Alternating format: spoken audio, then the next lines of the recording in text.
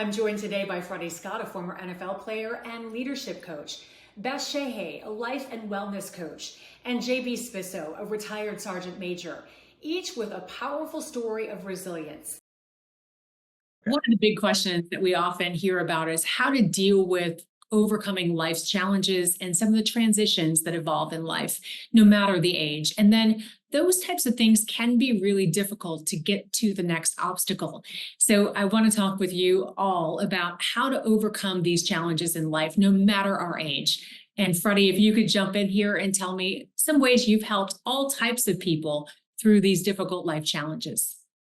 Yeah, thanks, Christine. This is something that initially I thought was a story or a challenge or an issue that was really unique for myself.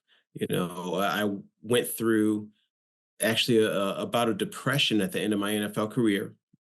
I didn't even realize that I was going through it at the time. I didn't realize I was actually depressed until I was being certified in mental health first aid.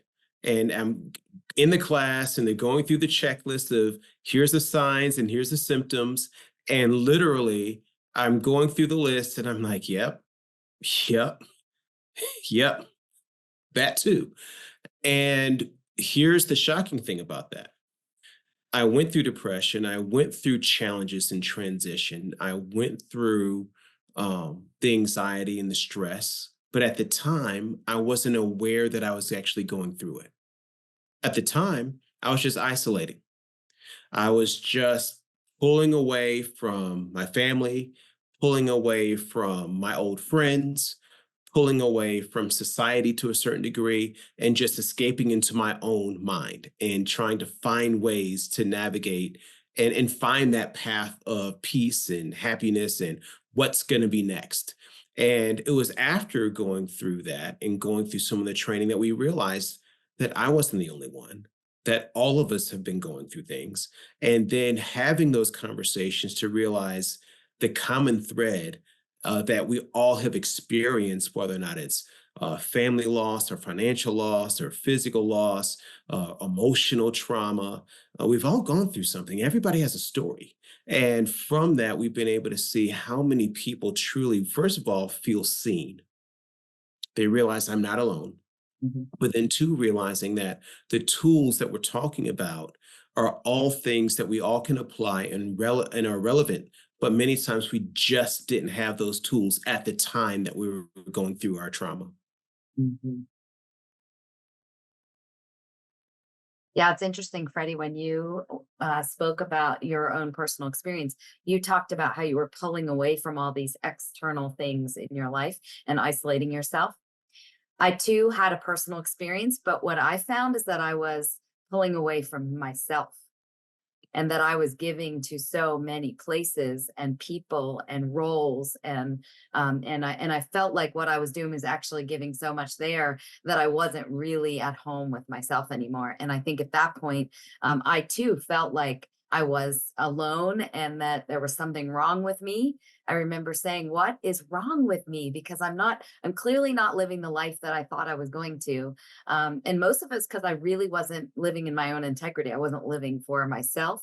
Um, and then bringing that person to the world, to the community, to my family. And so I do think that when people start to recognize that we all have some sort of struggle or some sort of transition that comes our way. And at some point, we have the opportunity to see it and say, hey, I'd like this to look different.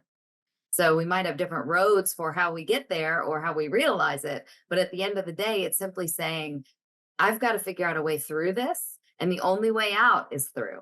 And that's what I see over and over and over again is just getting to the other side.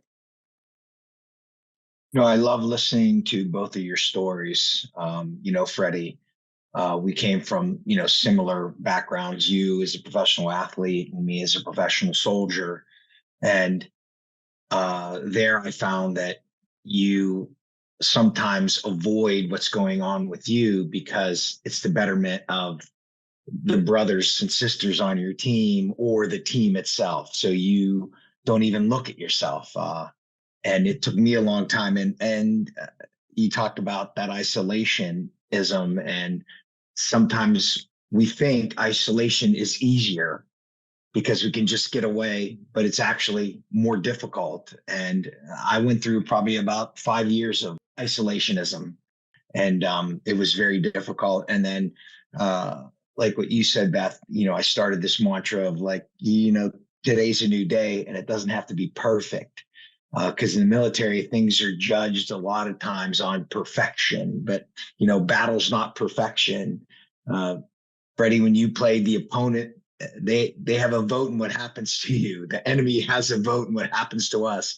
Life has a vote in what happens to you every single day. So I think part of that is I had to learn it's a military cliche, but I really took it to heart was press on and enjoy that moment.